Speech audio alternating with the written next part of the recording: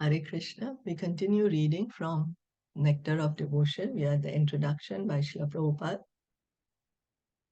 So yesterday we were hearing that there is always activity. We have to cultivate our Krishna consciousness.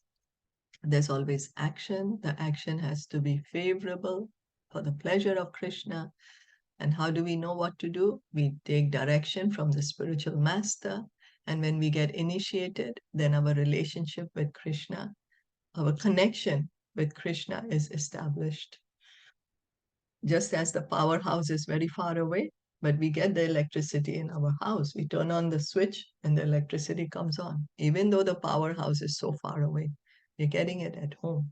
So similarly, we are connected to Krishna when we get initiated by a bona fide spiritual master. Bona fide is very important, not someone who's self-proclaimed spiritual master. I can proclaim myself, yes, I'm the embassy of India over here, but that I'm proclaiming it myself. My friends and relatives may also encourage me by saying, yes, yes, but I don't have authority by the government of India to actually issue visas and passports. And if you really come under my talks and take a visa or passport which I'm issuing you, you won't be able to enter India with it. Similarly, we need to find out a bona fide spiritual master, somebody who's authorized by Krishna. So we need to find out a spiritual master who's coming in the parampara, in the disciplic succession, who can actually connect us to Krishna. So reading on, this cultivating of Krishna consciousness is not material. It's not a material activity. Cultivating Krishna consciousness is not a material activity. The Lord has three general energies, namely the external energy, the internal energy, and the marginal energy. So the living entities are called marginal energy, and the material cosmic manifestation is the action of the external or material energy.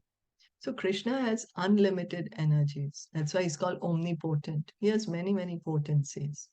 Now, it's broadly categorized into three for our understanding. One is the internal energy, internal, the superior internal, his spiritual energy. The second is the external energy, the material energy. And the third is the marginal energy. We, the living entities, the spirit souls, we are marginal energies of Krishna. And then this material manifestation, all the material energy that we call, she is Krishna's external energy. And the spiritual world, in the spiritual world, that is Krishna's spiritual energy. Then there is the spiritual world, which is a manifestation of the internal energy. So how is the spiritual world manifest? By Krishna's internal energy.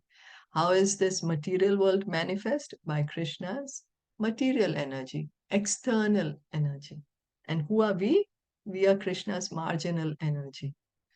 The living entities who are called marginal energies perform material activities when acting under the inferior external energy, and when they engage in activities under the internal spiritual energy, the activities are called Krishna conscious.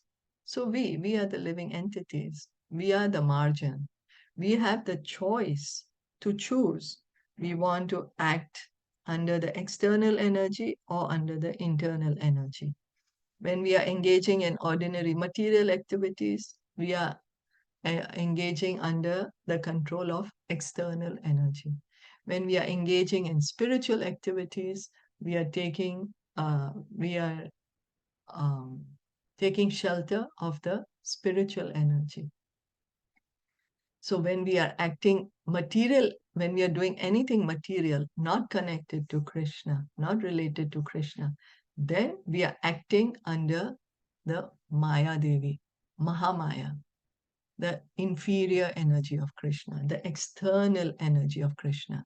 So that is when we are engaging in material activities. Now we have a choice.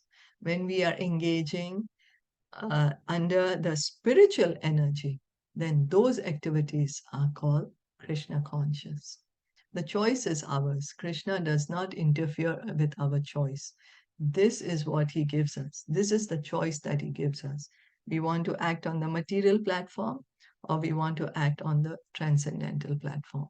We want to take shelter of external energy, or we want to take shelter of internal energy. This means that those who are great souls or great devotees do not act under the spell of material energy, but act instead under the protection of the spiritual energy. Any activities done in devotional service or in Krishna consciousness are directly under the control of the spiritual energy. So the pure devotees of the Lord, the pure devotees, they are always acting under the spiritual energy. They're always protected by the spiritual energy. They are not interested at all in this material energy. All the complete consciousness is, how can I please Krishna favorably under the authority of the previous acharyas? That's how they are acting, by their body, mind, and words. So they're completely on the liberated platform. So any activity, any devotional service we do is under the control of spiritual energy. In other words, energy is sort of strength. And this energy can be spiritualized by the mercy of both the bona fide spiritual master and Krishna. So whenever we are engaging in any activity which is not related to Krishna, it is material. And when we are engaging in activities in relation to Krishna, then those are spiritual. Because it's, after all, everything and everyone belongs to Krishna. Comes to the point that there's somebody who finds a 100 rupee note on the floor, and he picks up the note and says, finders keepers, I'm going to go enjoy myself, get myself whatever I want with it. Another one says, oh, 100 rupees on the floor. No, no, no, no, I cannot take it. It does not belong to me. This is false. It's not mine. I'm going to just keep it. But the intelligent person, he comes along, he finds 100 rupees. Oh, who does it belong to? It's not mine. Who does it belong to? Let me find it out and let me give it to that person. That person is the most intelligent. So when we are finding anything here in the material world, we understand it belongs to Krishna. So let me engage it in Krishna's service. That is true renunciation.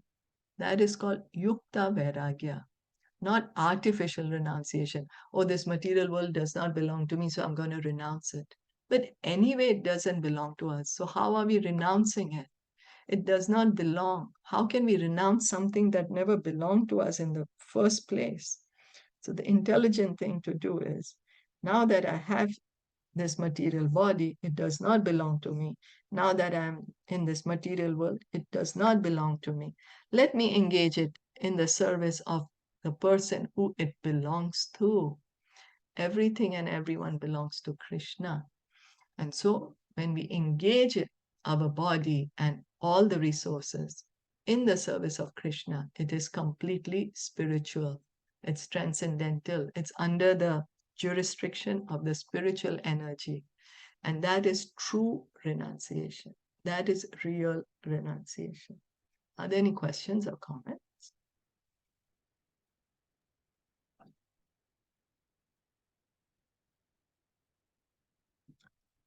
No, then we'll stop here for today. Srila Prabhupada ki jai, Gaur Bhakta Vrinda ki jai. Hare Krishna. Thank you so much for listening in and joining in today. Hare